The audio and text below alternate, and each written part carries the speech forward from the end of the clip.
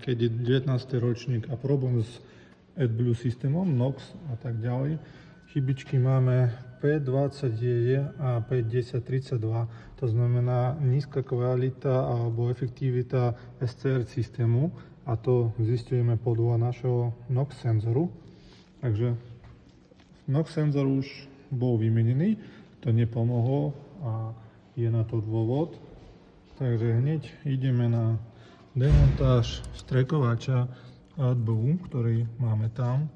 Tak to vyzerá, už celkom dosť upchatý bol, ale aj tak prechádzame cez diagnostiku, povolíme si cez online prístup na Basic Settings a potom si prechádzame na testovanie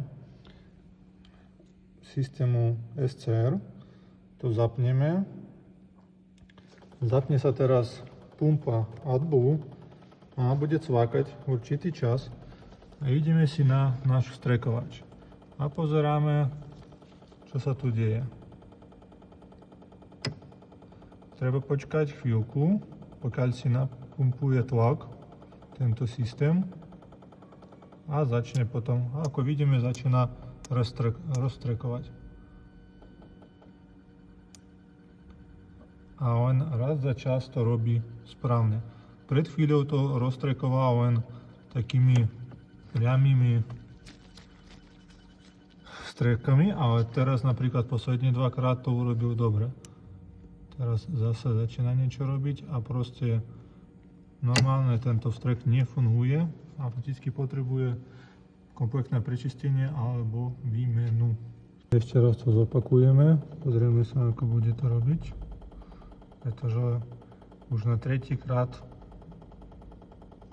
to spravilo dobre. Pozrieme sa, čo teraz bude robiť. Čakáme.